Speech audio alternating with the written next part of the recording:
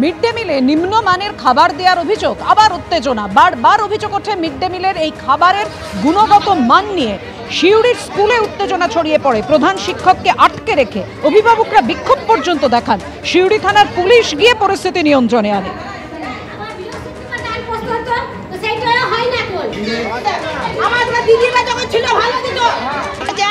রান্না ভালো দিচ্ছে না, বলতে চাইছি তো বলছে আমি জমি বিচবো দিয়ে তোমাদেরকে দেবো। তো জমি কি সরকার বলে ওকে জমি বিচে খাবার দিতে আমাদেরকে ছেলেদিকে?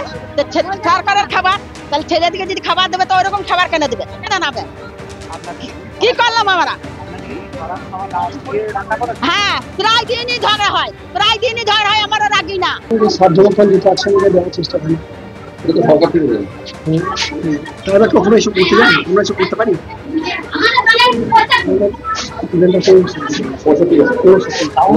সুদূর মহারাষ্ট্রের হাই প্রোফাইল সেক্স র্যাকেট চক্রে নাম জড়ালো বাংলার অভিনেত্রীর। যৌন ব্যবসা চালানোর অভিযোগে হাতে নাতে পাকড়াও করা হলো বাংলার এক অভিনেত্রীকে। নাম অনুষ্কা মণিমোহন দাস ওরফে মুন। ঘটনাস্থল থেকে উদ্ধার করা হয়েছে দুই তরুণীকেও। তারা দুজনেই হিন্দি ও বাংলা ধারাবাহিকে কাজ করেন। গ্ল্যামার, রঙিন ঝাঁ চকচকে দুনিয়া, রিয়েল মিলেমিশে একাকার।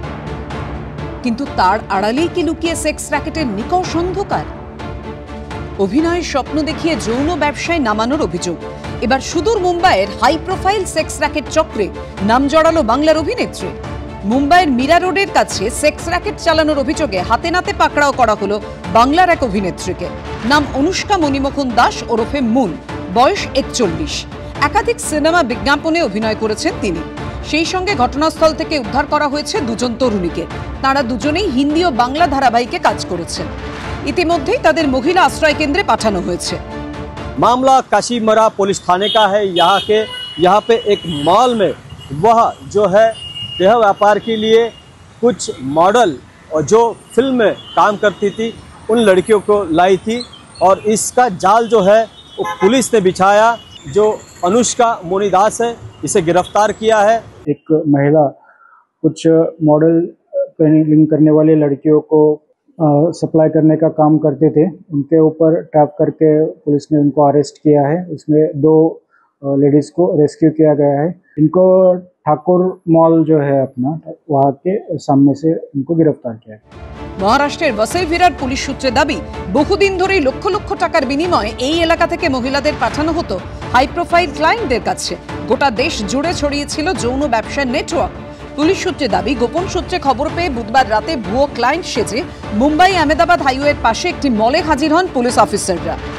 ডেকে পাঠানো হয় অনুষ্কা সহ বেশ কয়েকজন অভিযুক্তকে। বেশ কিছুক্ষণ কথাবার্তা চলার পর টাকার লেনদেন হয়। অভিযোগ তখনই পাকড়াও করা হয় অনুষ্কাকে। ধৃত অভিনেত্রীর বিরুদ্ধে মানব পাচার ও পিআইটিএ আইনে মামলা দায়ের করা হয়েছে। এবিপি আনন্দ। 26/11 আতঙ্ক ফিরে এলো মুম্বাইয়ে। লস্করে জিহাদি নামে একটি অপরিচিত জঙ্গি সংগঠনের নাম করে নাশকতার হুমকি ফোন এলো মুম্বাই পুলিশের কাছে। মুম্বাই জুড়ে আঁটোসাঁটো করা হলো নিরাপত্তা। 400 কেজি বিস্ফোরক, 14 জন জঙ্গি, 34টি গাড়িতে ভাগে ভাগে রাখা RDX। বিস্ফোরণ ঘটলে মৃত্যু হতে পারে 1 কোটি মানুষের।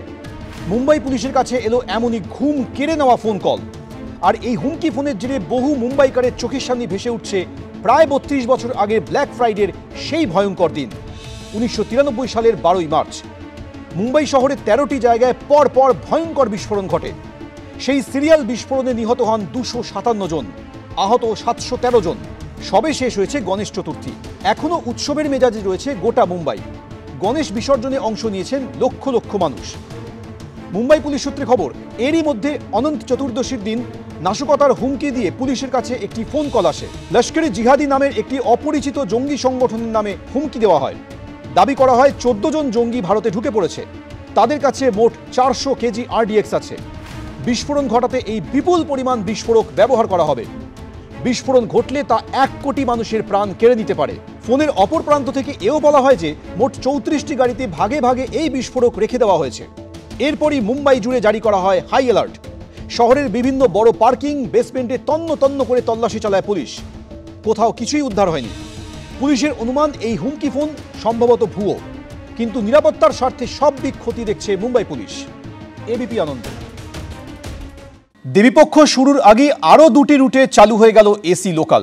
মেন লাইনে শিয়ালদা রানাঘাট এসি লোকাল পরিষেবা শুরু হয়েছে আগেই। এবার বনগাঁ শাখাও পেল নিজস্ব এসি লোকাল। নতুন রুট শিয়ালদা থেকে বনগাঁ হয়ে রানাঘাট। শিয়ালদা কৃষ্ণনগর এসি লোকালও চালু হলো এদিন।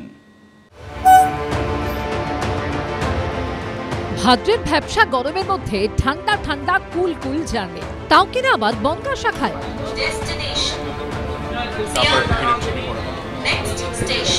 যে লাইনে ট্রেন সফর মানেই দুর্বিষহ ভিড়ের চাপ ঠেলে যাতায়াত, সেখানেই এবার রেল পরিষেবায় এক নতুন অধ্যায়ের সূচনা হলো। দেবীপক্ষ শুরুর আগেই আরো দুটি রুটে চালু হয়ে গেল এসি লোকাল। এবার শিয়ালদা থেকে বনগাঁ হয়ে রানাঘাট পর্যন্ত পৌঁছানো যাবে এসি লোকালে।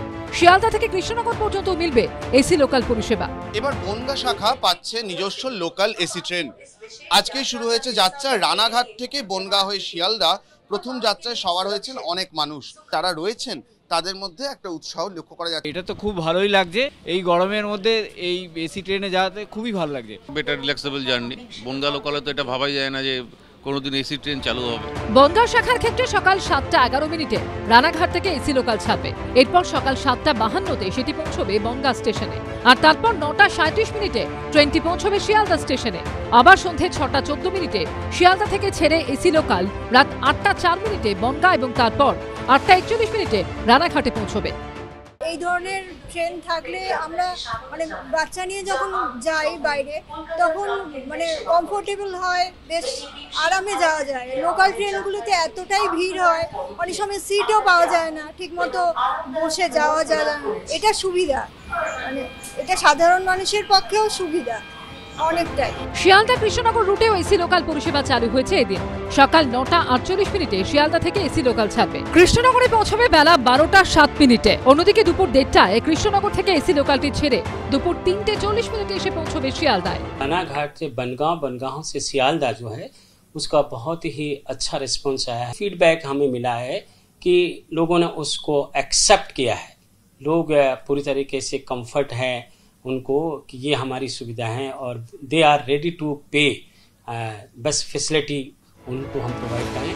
মেন লাইনে শিয়ালদা রানাঘাট এসি লোকাল পরিষেবা চালু হচ্ছে আগেই। এই নিয়ে মোট 3টি রুটে এসি লোকাল পরিষেবা চালু হলো।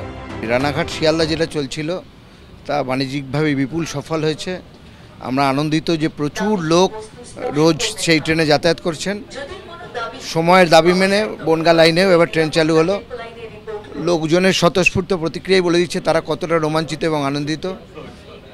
ভবিষ্যতে আরও ট্রেন চলবে, এই ট্রেনও বাণিজ্য সফল হবে আমরা আশা রাখি। রেলের তরফে জানানো হয়েছে বনগাঁ শাখার ক্ষেত্রে শিয়ালদা থেকে বিধাননগর ও দমদম জংশনের ভাড়া 35 টাকা, শিয়ালদা থেকে বনগাঁর ভাড়া 120 টাকা, শিয়ালদা থেকে রানাঘাট পর্যন্ত এসি লোকালে যেতে লাগবে 150 টাকা। অন্যদিকে শিয়ালদা কৃষ্ণনগর রুটে শিয়ালদা থেকে ব্যারাকপুর পর্যন্ত এসি লোকালের ভাড়া 60 টাকা, শিয়ালদা থেকে নৈহাটি পর্যন্ত ভাড়া 90 টাকা, শিয়ালদা থেকে রানাঘাট পর্যন্ত যেতে 120 টাকা, আর শিয়ালদা থেকে কৃষ্ণনগর সিটি জংশন পর্যন্ত যেতে লাগবে 140 টাকা।